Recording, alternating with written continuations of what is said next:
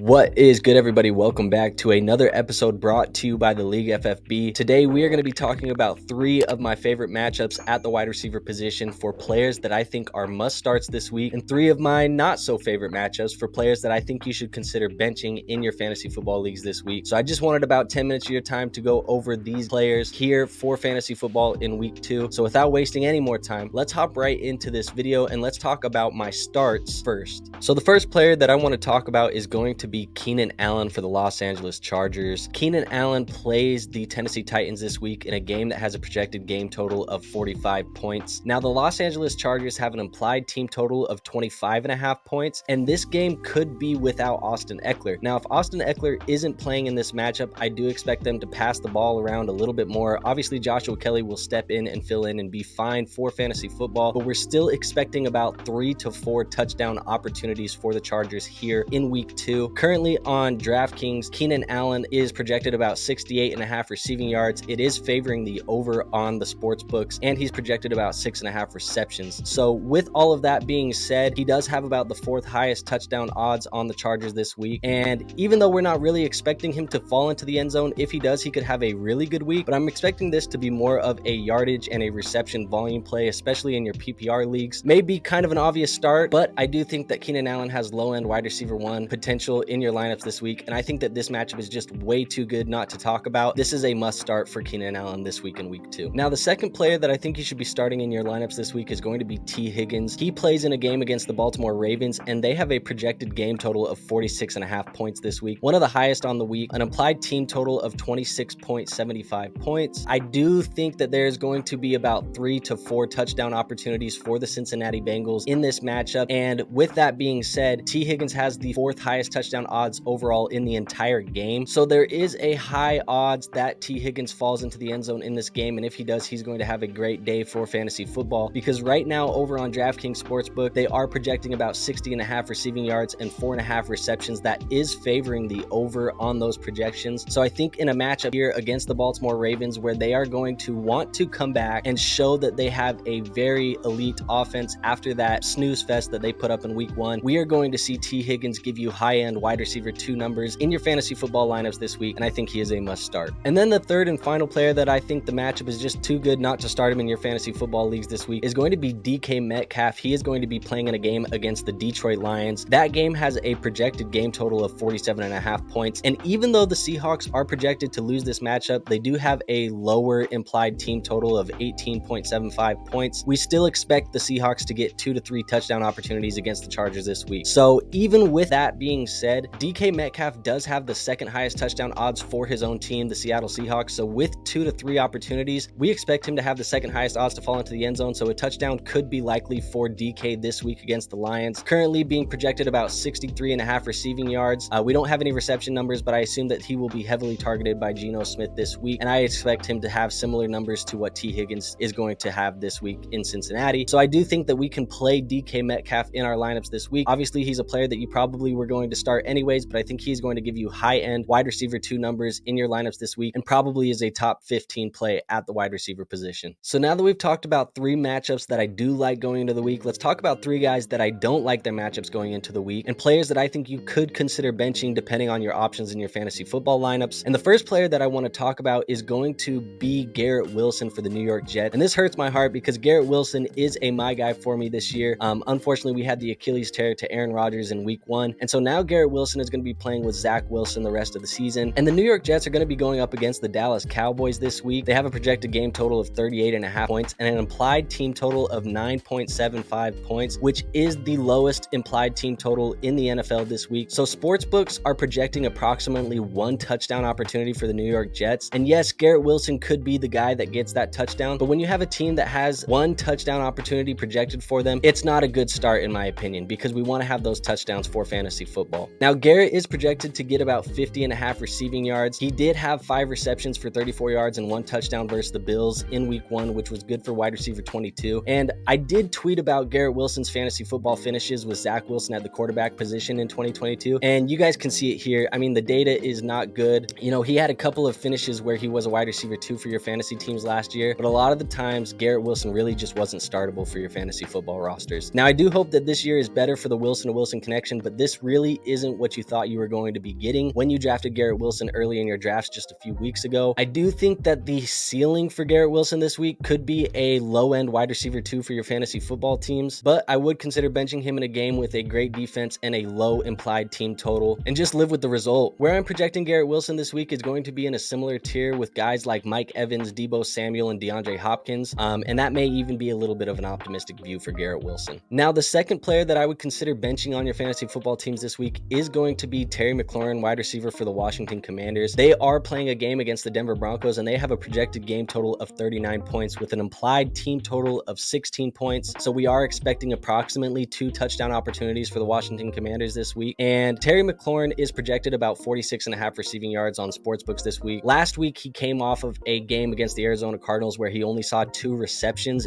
And I expect Terry McLaurin to be shadowed by Patrick Surtain a lot in this matchup. And Surtain covered Devontae Adams in week 1 for the Las Vegas Raiders, and he kind of kept him under control for 6 receptions for 66 yards, which was good for Devontae Adams finishing as the wide receiver 29 on the week. So I do think that we should temper expectations for Terry McLaurin. Surtain's a good corner. This is a low implied team total, and this is a low projected game total for the week. So with that being said, I think Terry McLaurin can be projected as a low-end wide receiver 3 in your fantasy football lineups this week, but I think I would prefer guys like Mike Williams, Zay Flowers, and DJ Moore over Terry McLaurin this week. Now, my third and final sit of the week is going to be Drake London for the Atlanta Falcons, and this isn't somebody that I would consider benching. This is somebody that you should be benching in your fantasy football lineups. Now, the projected game total in this matchup against the Green Bay Packers is going to be 40.5 points. They do have an applied team total of 22.25 points, which does mean that there is going to be approximately 3 touchdown opportunities for the Atlanta Falcons. However, Drake London is projected about 48.5 receiving yards. The sportsbooks currently favor the under on that line, and he's coming off of a week in week 1 against the Carolina Panthers where he had 0 receptions for 0 yards. Drake does have the 5th highest touchdown odds in this game, so if you are going to get any fantasy production out of Drake London this week, it's going to have to be because he falls into the end zone, which I don't know if that is a very likely bet to make this week. Now, the game script does favor the Falcons to win this game by using a heavy rushing attack that we have seen from Arthur Smith, Bijan Robinson, Tyler Algier in the past, which does mean that there will be less passing volume for a guy like Drake London. I think this week we should project him as a wide receiver 4, which if you are in a league that starts 3 wide receivers, that means you're considering him maybe in a flex. But if you're not starting 3 wide receivers, this should be a guy that you are benching in your fantasy football lineups. And as gross and as ugly as it sounds, I think I would prefer guys like Nico Collins, Zay Jones, and Hollywood Brown over Drake London this week in this matchup. Now, that is all I have for you guys today. If you did enjoy the content, don't forget to give a like down below. That is the best free way to show our channel some support, and so we appreciate you guys doing that. Also, tap into the comment section. Let me know what players you're avoiding in fantasy football this week and what players you are must starting in your fantasy football leagues this week. I'd be interested to hear that below. Also, ask me any specific start-sit questions that you may have in your leagues down in the comments below. If you enjoy this type of content and you want more content like this daily, go ahead and hit that subscribe button. We are posting content on here every single day to help you guys win your fantasy football leagues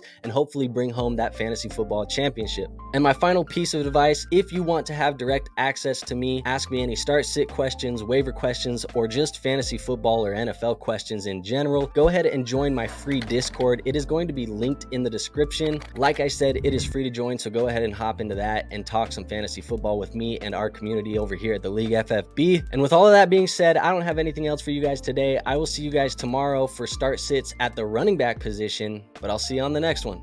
Peace out.